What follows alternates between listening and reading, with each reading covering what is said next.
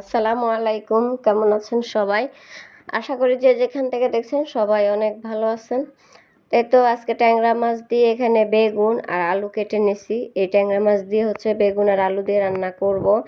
আর রান্না করব হচ্ছে পেঁপে দিয়ে, ডাল দিয়ে। তো এখানে সবকিছু একদম জোগাড় করে নিছি। আর এই যে এখানে হচ্ছে মুগ ডাল দিয়ে পেঁপে দিয়ে রান্না করতেছি। তো মুগ ডালটা যখন একটু বলক আসছে তখনই হচ্ছে পেঁপেগুলো দেওয়া হয়েছে। আর এখানে আরেক চুলা হচ্ছে ভাত বসিয়ে দিলাম। দুই চুলা দুইটা রান্না করলে তাড়াতাড়ি রান্নাটা হয়ে যাবে এই জন্য। আর এখানে কিন্তু এই তো মুগ ডাল রান্না হয়ে গেছে, এখন বাগার দিয়ে নিব। এটা কিন্তু প্রায় পেঁপেটাও সিদ্ধ হয়ে গেছে, আর ডাল কিন্তু বেশি সিদ্ধ হওয়া লাগে না। তো এই যে এখানে কিন্তু মুগ ডালটা আমি বাগার দিয়ে ফেলছি। এখানে ডাল হতে হতে আমার কিন্তু ভাতও হয়ে গেছে। এই যে দেখেন ভাতও কিন্তু হয়ে গেছে। আমি এখন ভাতের মার গেলে ফেলবো, ভাতের মার গেলে আমি এখানে তরকারি রান্না করব।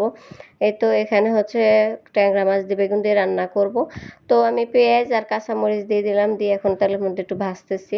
একটু ভেজে হচ্ছে এখানে একটু রসুন বাটা আর একটু জিরা বাটা দিব, দিয়ে আমি মশলাটা একটু কষিয়ে নিব। আর হলুদ, মরিচ গুঁড়া, লবণ তো দিবই। যেহেতু ট্যাংরা মাছ কষিয়ে রান্না করব তো একটু লবণ বেশি দিলাম, যেহেতু মাছের মধ্যে যেন লবণটা ঢোকে। তো আমি কিন্তু ট্যাংরা মাছ এখানে কষায় তারপরে রান্না করব, মাছগুলা ভাজবো না। আর এই ট্যাংরা মাছ কিন্তু ভাজা লাগে না, এগুলো এমনি কষায় রান্না করলে অনেক মজা লাগে। তো ট্যাংরা মাছগুলো একটু বড় ছিল, এই জন্য দুইটা বেগুন দিছি সাথে। তো এখন ট্যাংরা মাছগুলো মশলার সাথে একটু ভেজে আমি একটু পানি দিয়ে দিলাম।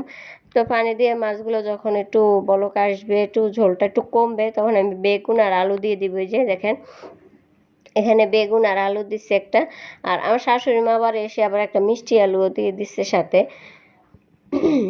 তো যাই হোক, এই তো সব তরকারি দিয়ে দিলাম, দিয়ে এখন আমি একটু উল্টে দিব, মানে নিচের মাছগুলো যে উল্টে উপরে দিয়ে দিছি আর তরকারিগুলো নিচে দিয়ে দিছি। এটা কিন্তু আমি খুন্তি দিয়ে নাড়ি নাই, একদম ইয়ে দিয়ে ধরে আমি উল্টে দিছি।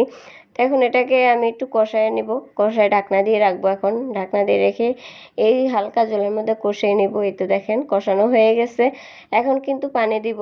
এই তো পানি দিয়ে দিলাম। আর ভিডিওটা যার ভালো লাগবে অবশ্যই একটা কমেন্ট করবেন, শেয়ার করবেন। যদি ভালো লেগে থাকে অবশ্যই জানাবেন কেমন লাগে রান্নাগুলো, ভিডিওগুলো। আর সবাই আমার জন্য দোয়া করবেন। আর যারা ইউটিউব থেকে দেখবেন তারা অবশ্যই ইউটিউব চ্যানেলটা সাবস্ক্রাইব করবেন। আর যারা ফেসবুক পেজ থেকে দেখবেন তারা অবশ্যই পেজটা ফলো করবেন আর আমাদের পাশে থাকবেন।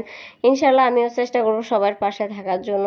তো এই তো দেখেন রান্না কিন্তু হয়ে গেছে, আমি আবার একটু লবণ দেখে নিলাম যে লবণ ঠিক আছে কিনা। তো লবণ ঠিক আছে, তো এখন এটাকে তুলে নিব। এটাও রান্না হয়ে গেছে।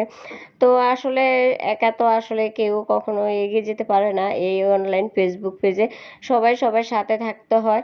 আর যেহেতু একটা ভিডিও দেখলে আপনারও লাভ হবে, আমারও লাভ হবে, তো সবাই সবার ভিডিও দেখবেন। সবাই ভালো থাকবেন, আল্লাহ হাফেজ।